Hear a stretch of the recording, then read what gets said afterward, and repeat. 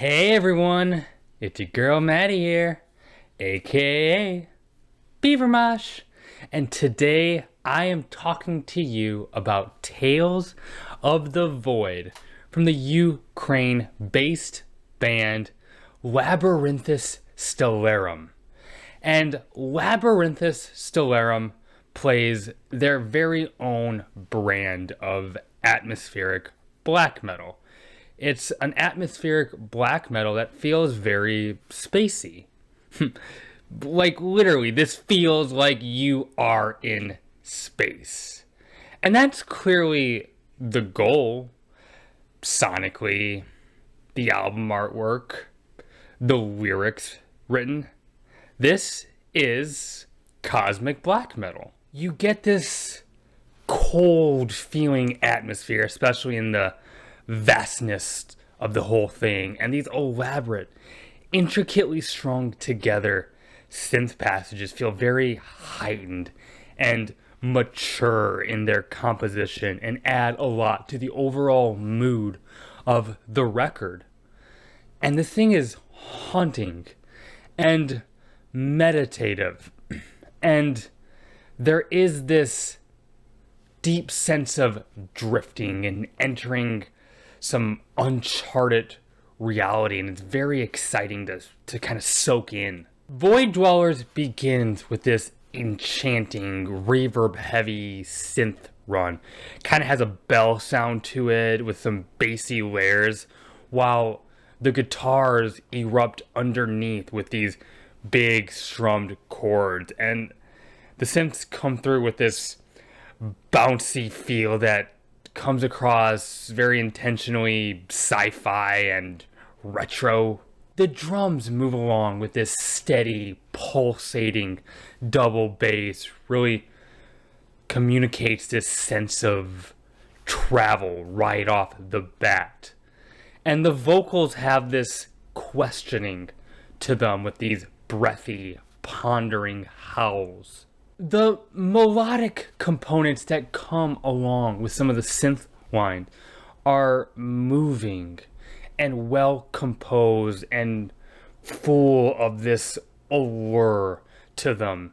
Yet, with the present symphonic elements, there is still a rawness here. The music isn't polished or overly clean. There is a satisfying harshness that goes well and complements the gorgeousness from the synth work. Nebular Tempo features these flickering bright tremolos that are nested with these big open walls of noise with some dense chords and swelling synths in the background. There is this somewhat mid-paced melodic section on this cut. It's such a pensive little tune that the synths play, and it's partnered with a very in-the-pocket drum beat. It's super skeletal. It's a moving and arresting big moment, and I just adore what they're able to do here. And then when the distorted guitars rush into the mix, it's just fireworks. The vocals kind of soar on top of this. Some really cool clean vocals back it up faintly. And while going for this more intense production, it doesn't lose that foundational core black metal feel either. The Eternity has a more muted ambience to it, yet at the same time it allows for some really fiery guitar work and furious drum passages.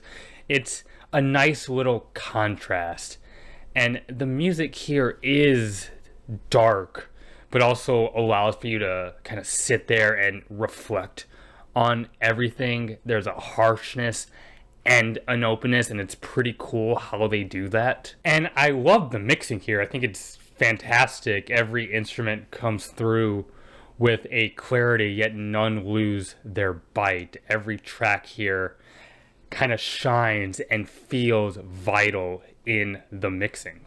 Cosmic Winds opens up with these cold bursts of guitar that kind of harmonize with these melodic puffs of synths that are delivered with this interesting start and stop pattern. I like some of these whispering vocals that kind of sit over these laser-like, creepy synthesizers. It has a dark, ghostly charm to it. And there's this more minimalist bridge as well with these more percussive synthesizers. Has a cool echo effect on it. And it kind of leads way into this more reaching guitar-led section. Has these really cool screeching notes built in. The Birth has a bit more of this melancholic, pensive tone to it, some slow, steady guitars and some minor key synth work. And the drums take on more of a sparse approach here with some subtle cymbal work. The music overall feels very big and expansive and mysterious. And that's especially true with the vocals here, seeming to sort of sit further back in the mix, maybe taking itself a bit away from the microphone, and comes through with these held, somber screeches. I really like these droning guitars on Star Chant. They're biting and jagged while maintaining that atmospheric element. And there's also these really cool choral vocals added in, present a nice touch of mood to the music. And there are these moments on this cut where the vocalist will just let out a scream and then hold it for a long time.